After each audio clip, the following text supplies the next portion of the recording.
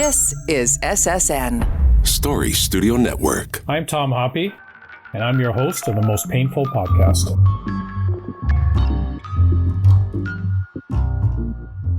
Before I start the show today, I just want to say thank you to our listening audience. Our show has grown. We're being heard both in Canada, the US, Europe, and other places in the world. And that's all due to your feedback to help us make this show better. And also coming up, we're launching the French version of the Most Painful Podcast. And to finish off season 2, I'm going to have the host of the French version of the Most Painful Podcast, Luc Hubert, on the show to talk about the show itself and when it's going to start. Once again, I'd like to thank everybody for making this show possible and listening to the show and providing your feedback. We're going to have season 3 starting in the fall of 2023. So please send us your suggested topics because we want to provide evidence-based information to help you, veterans, clinicians, researchers, anybody struggling with pain. So send your suggestions in. You can contact us on Facebook and Twitter at Chronic Pain, COE, and on Instagram at chronicpain_COE. Thanks for your support, and now we'll carry on with the show. When someone is suffering from chronic pain, movement has been proven to be helpful in conditioning, recovery, and overall improvement in health. But what are safe movements, and how does one do them safely when they are suffering from chronic pain? How do we make veterans aware they must change how they approach physical training that may be completely different from the movements they have learned in service? To talk to me today about this, I'm joined by Dr. Lindsay Rite, the Director of Allied Health at CHANGEPain Clinic in Vancouver. Lindsay, welcome to the show. Thank you, Tom. My pleasure to be here. Maybe just to start us off today, you could talk to us about what is chronic pain and how it can impact movement. Chronic pain is generally considered any pain or suffering that lasts greater than 3 months. At that point, it's generally believed that any tissue injury or damage should be healed and recovered at that point. And so the ongoing signaling that continues to occur in chronic pain really speaks to the very real changes that are happening at the brain and spinal cord level. And how this affects our interaction with movement is a bit nuanced. So I'm happy to give you an example about that. Sure, yeah, why don't you? So our audience knows the difference here. How we learn that pain and movement is coupled is through our lived experience. So perhaps in our early days, we would do certain activities and we would learn that pain, discomfort generally starts to signal to us when we have reached our tissue maximum. So for example, on the West Coast here, we like to hike up mountains. And so perhaps I'm headed up a mountain and they're fairly tall and steep here. So at some point I might start to experience some discomfort in my legs. Maybe my calves are cramping. My body starts feeling fairly fatigued.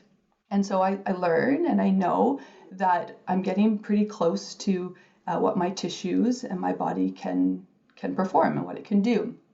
And then basically at that point, you then decide. You can either decide to push a little bit and then maybe take the next few days off and recover. And in that way, you would, if you kept repeating that, you would get fitter and stronger. But you also could choose at that moment to push right through and go right to the top of the mountain, push as hard and as fast as you possibly can. And in that process, you might possibly get some tissue injury or damage. But nonetheless, the important point is that at that point in our life, we learn that tissue discomfort, we believe it's linked with tissue maximum. That is a learned belief, and in most circumstances is true, but it's actually not 100% accurate, all right?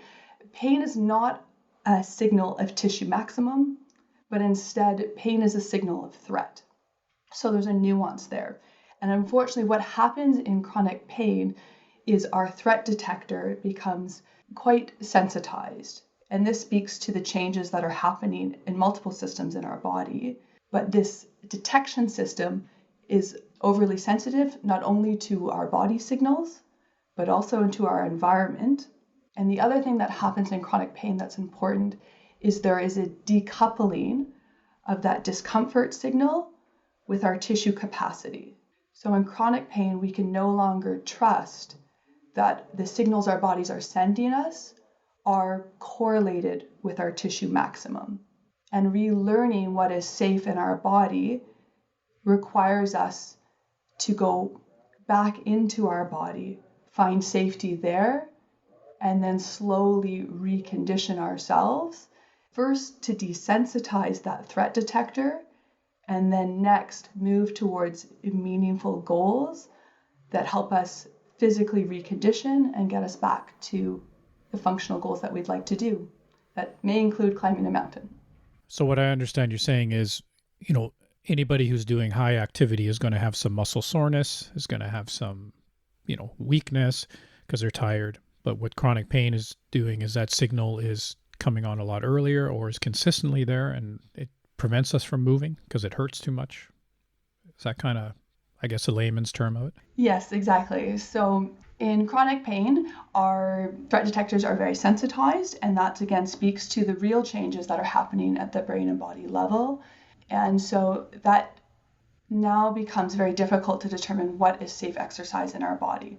And so the process of reestablishing safe function and safe movement and boundaries around that is a process that has to be reestablished in the face of chronic pain. And our learnings outside of chronic pain kind of mislead us in direction that's no longer serving us. How are we misled in that? Can you give an example? Yeah. Most individuals, when we try to determine how to do exercise, if we're doing this independently on our own, we tend to do one of three strategies. The first strategy a lot of people tend to do would be they go kind of no pain, no gain. So we push ourselves through all of our thresholds and kind of rush to that top of the mountain and go as hard as we possibly can. That would be one strategy, and I think that is pretty consistent with the military mindset of kind of pushing through as hard as possible. Civilians don't tend to do that strategy as much. What they tend to do is eventually learn this kind of bust and boom strategy where they overdo and underdo. So they're overdoing activity in their daily life because they're motivated, or maybe they're having a good day with their pain, and so they do too much. And then unfortunately for several days or maybe even weeks after that, they kind of crash and burn, and this can take them some time to recover. And I'd say the third strategy that most people would recruit is at some point, usually after doing the bust and booming for a very long time, they tend to then be very avoidant and fearful of almost all activities. And so they kind of stop doing most things. And so this is really, we kind of recruit one of three strategies to determine what activities we should and shouldn't do in our life. And again, it's based on past experiences, culture, training. And so again, the military is likely quite different than civilians, but there are individual differences between people as well. Yeah, I mean, the mission first, self last, and push through at all costs does come at a price. And pacing is not in the vocabulary, as we know. I always joke and say, the first time someone told me pacing, I thought they're going to run beside me, so I didn't realize it was to slow down. If you have chronic pain and you're not doing movement, that also is not, my understanding, is not good as well, right? So does it create this vicious cycle of, it hurts too much, I'm not going to get up and do anything, but yet we need to move? And if that's the case, how do we get someone engaged to get them moving? And I guess I have two parts to this question. First part is, movement's obviously important, and why is it? So I would ask you that question. And the second one is, how do you get people engaged who are in that vicious cycle of it hurts and I don't want to do anything, but I know it's important for me to do something? So two parts to that question. Yes, and they both are closely linked, and it really goes back to kind of that previous comment of that's a learned experience. We learn in chronic pain, because our threat detectors are more sensitive, that when we do certain things, sometimes it works and sometimes it doesn't. And so it's very frustrating and confusing that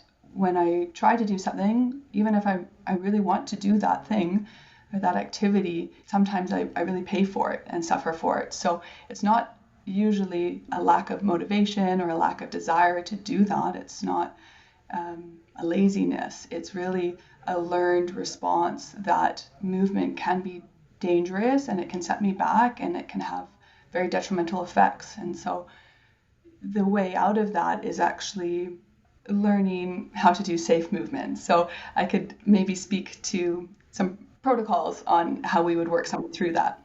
Yeah, I think that would be helpful for people to understand. So the first steps is about understanding pain. right? And again, when we think that pain is so closely coupled with our tissue capacity, that is confusing. So it is important to firstly understand that that is no longer coupled in chronic pain. So pain is not a reliable source of how much your tissues can or cannot do. All right. And so there are various resources online. I know the CPCOE has various resources where we can start to learn about what's called pain neuroscience and understand what's happening in our body so that we have a different narrative, a different story about what that pain means.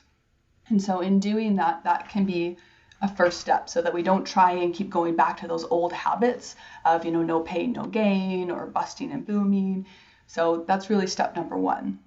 And then the second step, once people have kind of understood a new narrative around pain, is then finding ways to decrease the threat in our daily life. And so most of us really live in a very high sympathetic state. So our fight and flight system is constantly on alert. We're always checking our environment, whether it's our work environments, our home. There seems to be a lot of stimulus that might overwhelm our system. Again, for those in chronic pain, their detection system is very alert. So again, busy environments, sounds, a lot of people, a lot of action happening around us can be very triggering. And I'm sure you can speak to that, particularly for veterans.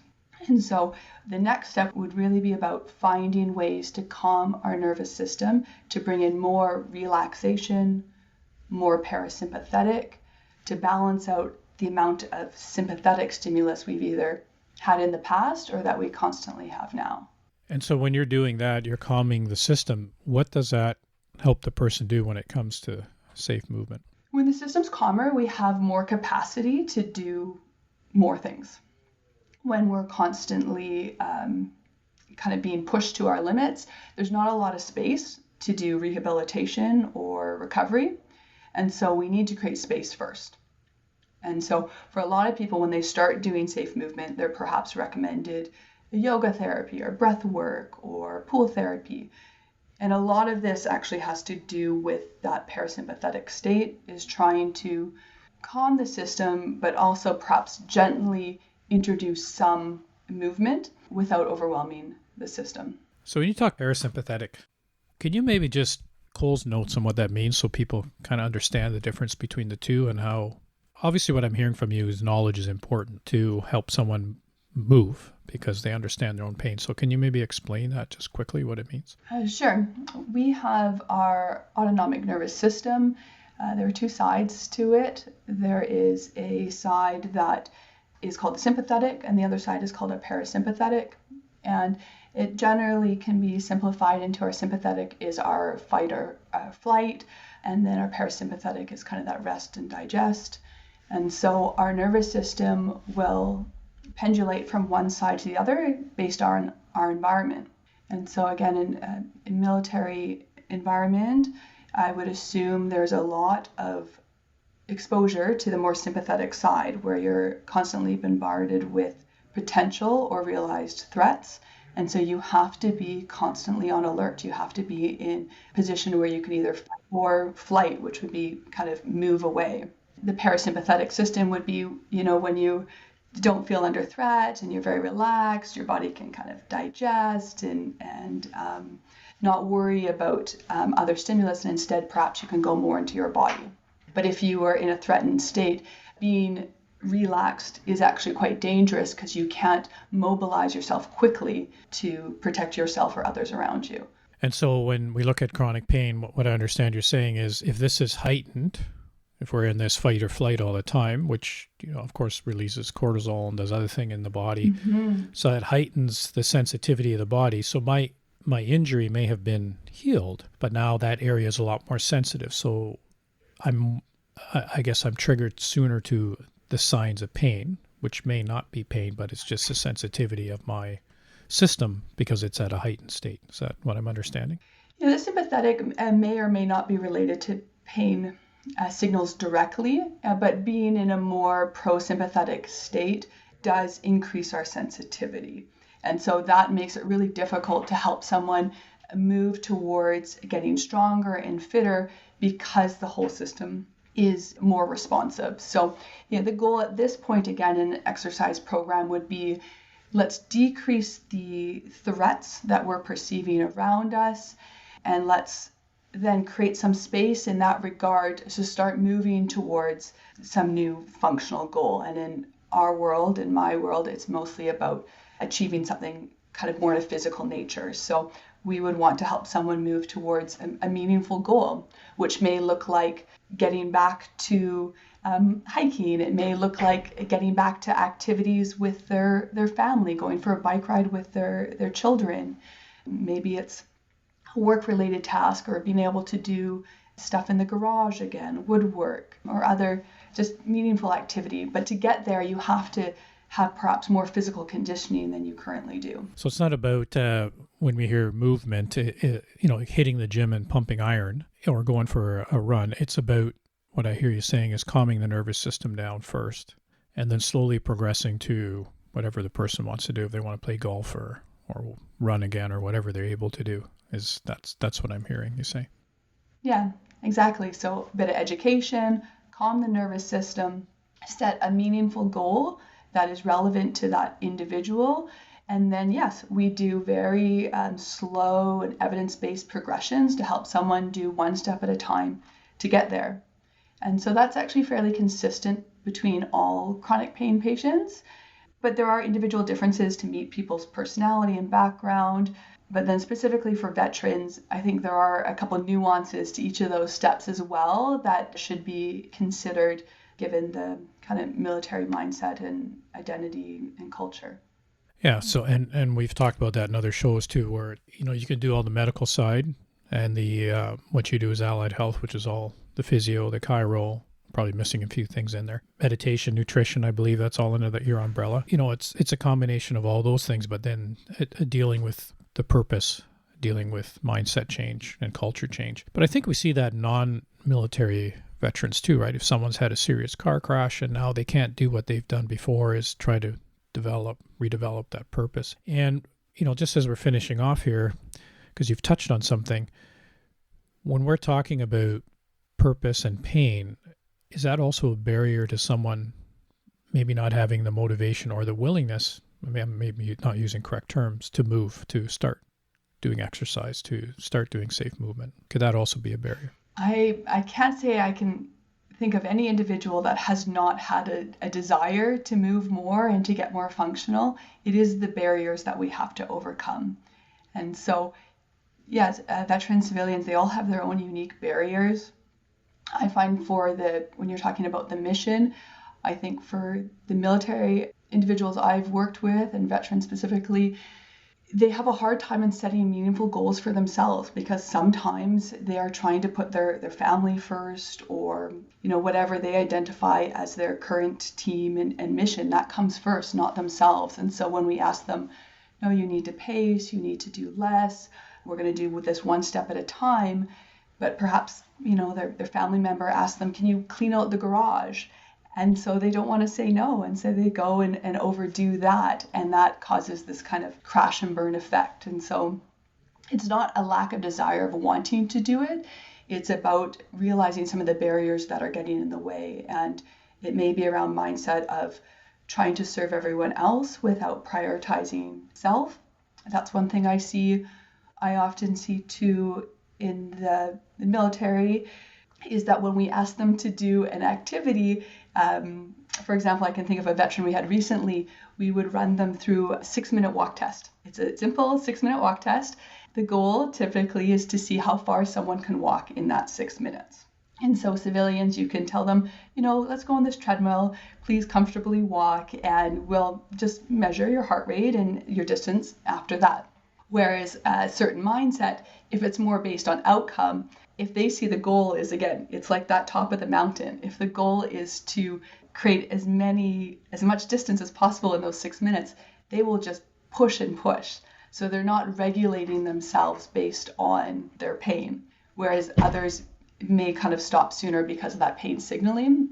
So again, realizing the individual in front of you, their barrier to doing movement safely might again be part of that training, that culture where I'm just going to push as hard as I can so that I get the outcome.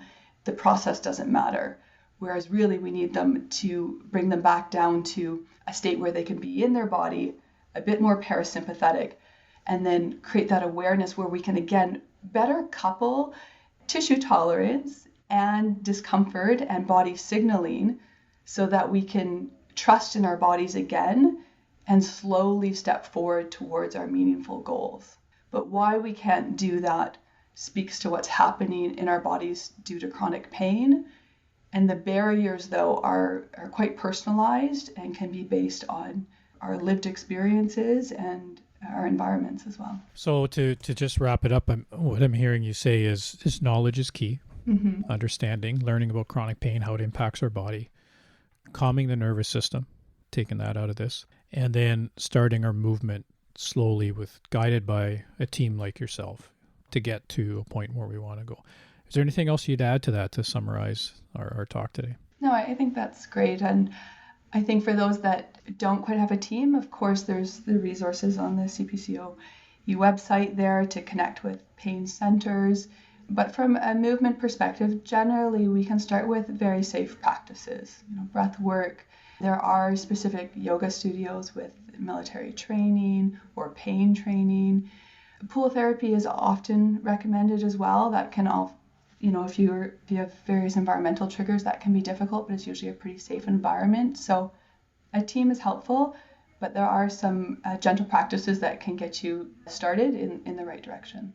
Awesome. Well, thank you very much for your time on the show today, Lindsay. We've heard some very good information that's going to, I'm sure, help a lot of people that are listening. So thanks for being on the show. Wonderful. Thank you, Tom. Thanks for having me.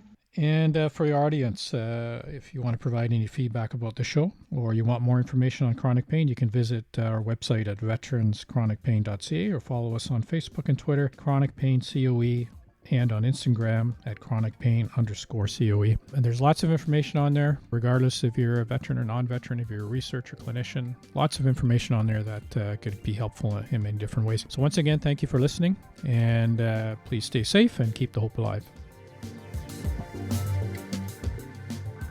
The Most Painful Podcast is produced for the Chronic Pain Center of Excellence by Story Studio Network and Eye Contact Productions.